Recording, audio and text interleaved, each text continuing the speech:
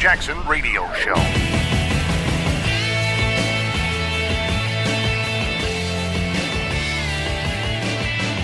Welcome back, everybody. Kevin Jackson here, KJRadio.com.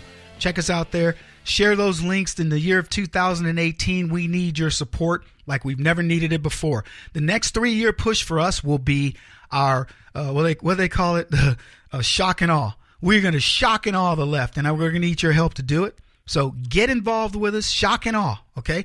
teapartycommunity.org. Share our links, KJRadio.com, KJRadio.com. Read our materials. Do what you can to promote what we do, because we do this for you. Look, Donald Trump has instituted something that's it's happening around the world. That we're finally in America. We're exporting excellence again. We're saying to people, take back your country, England.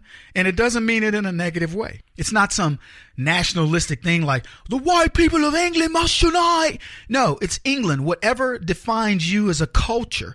And that has nothing to do with color. It has to do with what would you think when you think British? What do you think when you think French? And no-go zones and all this stuff that's happening with all the immigration that's changing the look of England. Let me ask you this. Do you think that the policies in Yemen are changing? Do you think the policies in, Dubai are changing? They're not changing. Whatever that culture is, which is strict Islamic, theocracy, it's not changed 1 inch. But go ask yourself what's changed in Canada, what's changed in the United States, the United Kingdom, Scandinavia. All these so-called white countries are being made to conform to what? Do you think Somalia is fundamentally different than it was a decade ago? And what is that influence? Is it an influence of is it the colonialization by the white man? The answer is no. Nothing's changed. The majority of the world is non-white. That part of the world is unchanged. And you know what it is? It's uncivilized. Go to Central America and see just how civilized El Salvador and these places are. Go anywhere.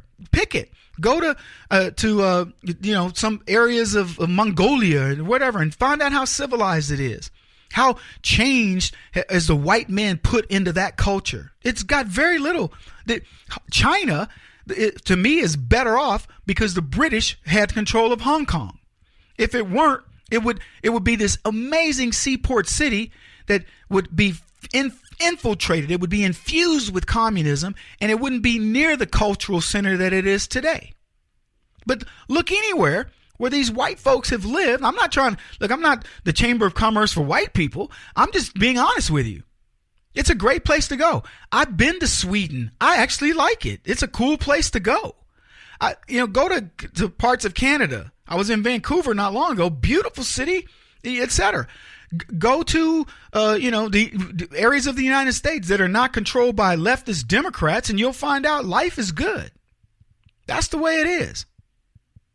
So you look at what Donald Trump is saying. Look, we're going to go back to you, Germany, being able to say this is our German culture, our German heritage, and it's not going to be ruined by a bunch of Muslims who have decided we're going to we're going to make you like where we came from. Show me where they've come from that you go, boy, I'd really like to be like, Iran. I'd love to be like Kuwait, Iraq, Syria, Damascus, where, that's part of Syria. You get what I'm saying? Tell me where. Tell me where you want to be like Africa. Boy, it would be really great if we could adopt the policies of Ghana. Said nobody ever. So Donald Trump is saying to these countries, guys, look, be your best. Put your best foot forward. Stop giving up your culture. That doesn't mean you're racist. Go do your thing, baby.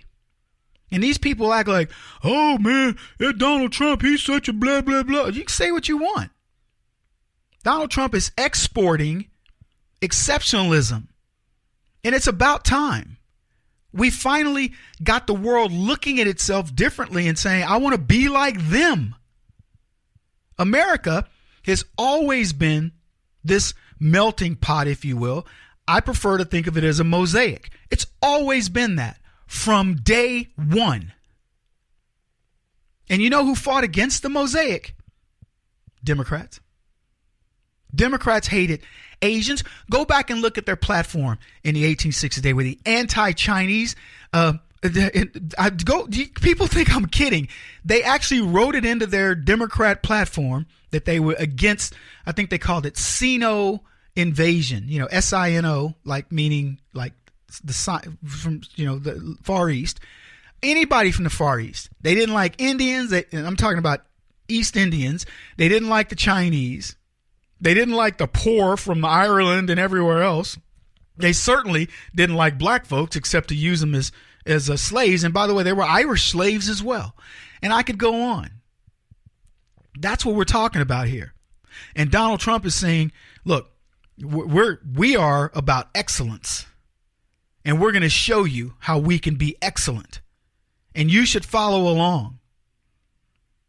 And what's funny is the Democrats think their strategy is going to be to demonize, a Donald Trump. But it's not going to work.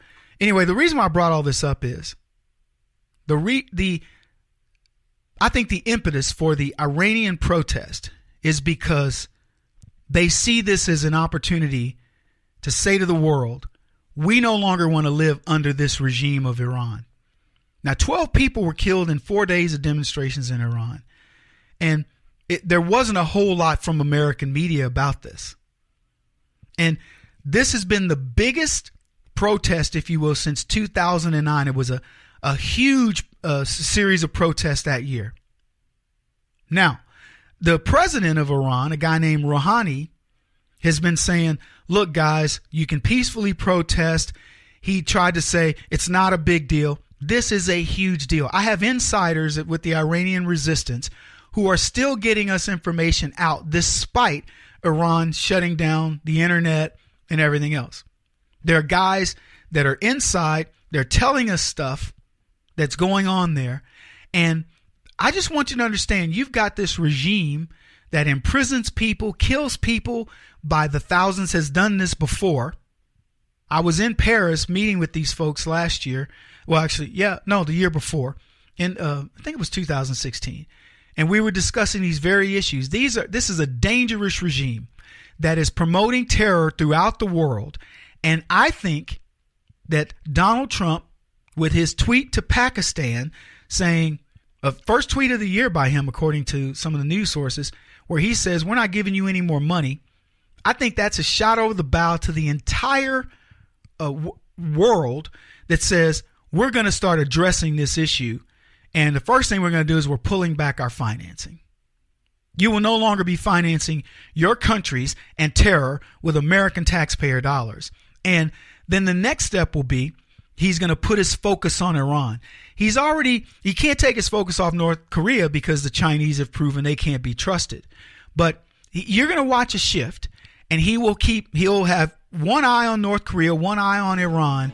And this challenge to Iran is going to be taken advantage of by Donald Trump. Trust me.